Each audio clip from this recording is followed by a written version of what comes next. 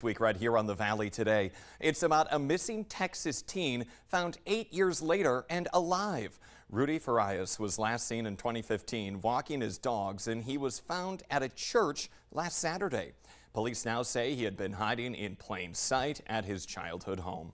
A community activist spoke with him and was told that the young man was subjected to abuse by his mother and that she drugged him and convinced him he'd be in trouble for initially running away if he turned himself in.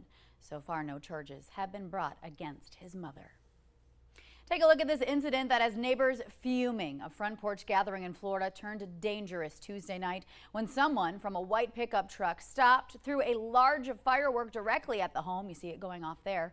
The Ring camera footage picking up, showing that firework exploding in front of the group. That did include 2 children at the ages of 3 and 4 years old. One person was burned on the foot. Another person was burned on the leg.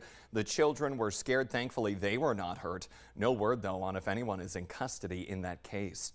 Meanwhile, Minneapolis had its own trouble over the 4th of July. Police have now arrested more than a dozen people for shooting fireworks at police, the public, and other people's property on Tuesday night. Scary video. They say people were shooting fireworks directly again at the police, public, and at property in many neighborhoods throughout Minneapolis. Police say one incident that night was just like a riot. There will be no recreational marijuana in East Grand Forks to start with anyway. It becomes legal in Minnesota on August 1st officially, but the city council last night voted unanimously on a moratorium to ban pot sales in the city. The city attorney cited concerns about how close the cannabis retailers could be to schools. Under Minnesota law, local governing bodies can impose moratoriums on new legislation for up to 2 years. But East Grand Forks lawmakers did not say how long they plan to keep that ban in place. President Joe Biden has now declared a major disaster declaration for spring flooding in North Dakota. It's estimated to have caused more than $5 million in damage to roads and other public infrastructure. The disaster declaration covers 21 counties, among them Grand Forks, Barnes, Dickey, Pembina, Ransom, Richland, Sargent, and Walsh. A presidential declaration unlocks FEMA public assistance to help cities, counties, and townships cover their costs.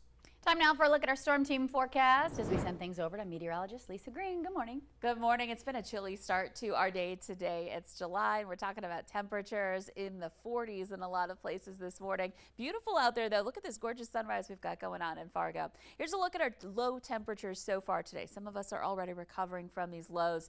We got down to 40 degrees in Bemidji, Fargo 51, 46 in Grand Forks. Grafton got down to 43. So there's been a lot of places that dipped into the 40s this morning.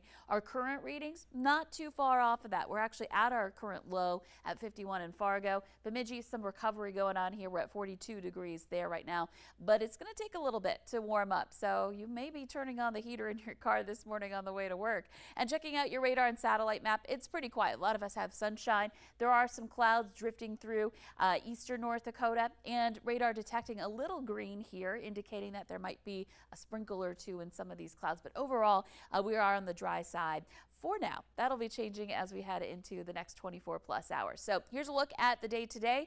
We'll be enjoying some sun, temperatures getting into some upper 70s.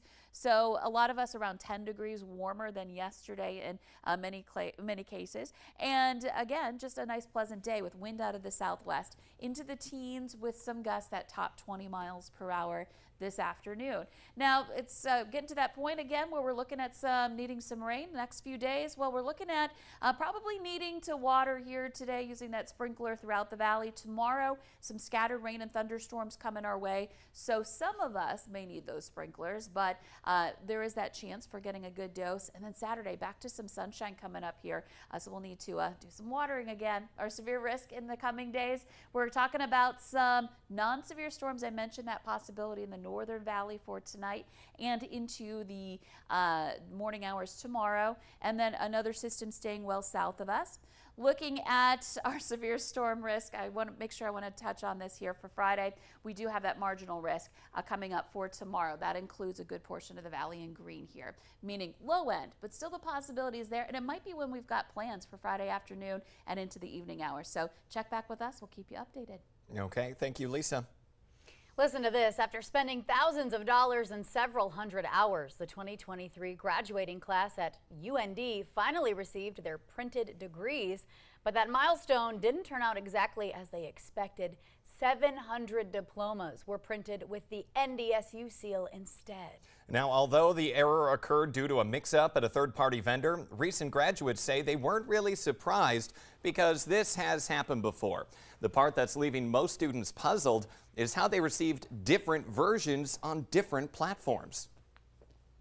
The funny thing is, it's like UND sent out like this digital diploma. We got like 20,000 emails saying, get your digital diploma now. And it says University of North Dakota right across the top, and everything's correct. And then, you know, you get the one in the mail and it's all jacked up. And you're just like, why? UND says they're working to replace the mismarked diplomas with corrected versions. They say they're supposed to be in the mail today.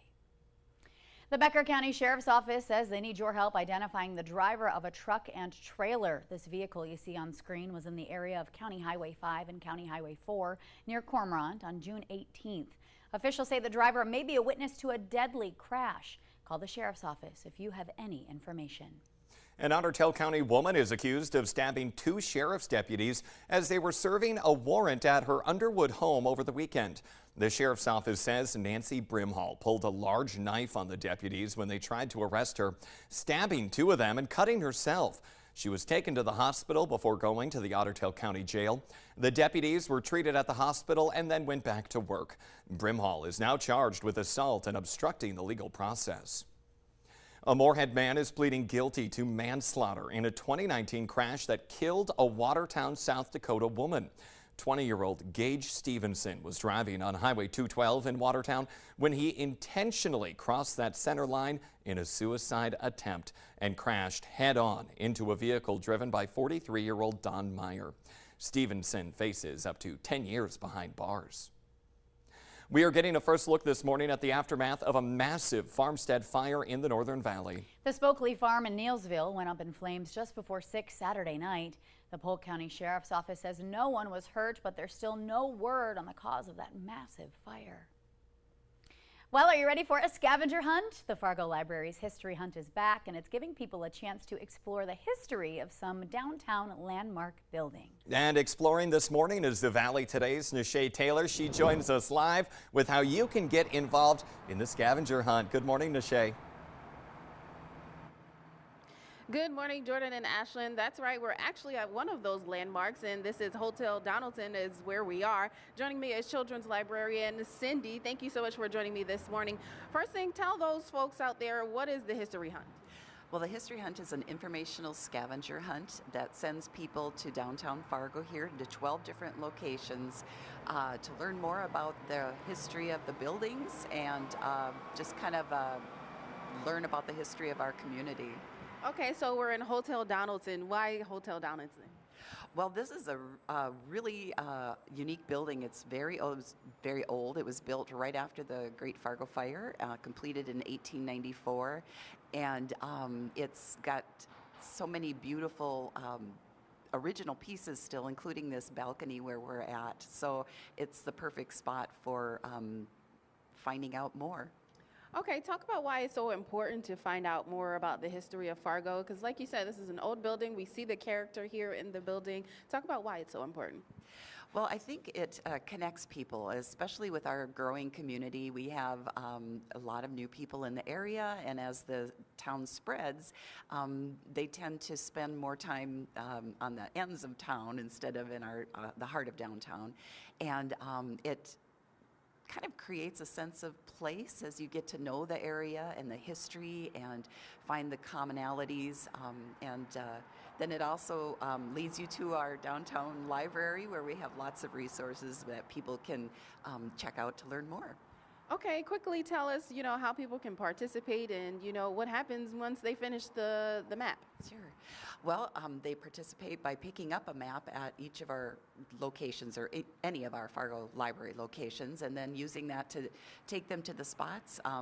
Once they finish and pick up all the puzzle pieces that are located in each building, then they can show their puzzle at the library, any of the locations, and enter a grand prize drawing. Currently, the grand prize package is a $100 gift card to the some of the downtown businesses from the donated from the downtown partnership.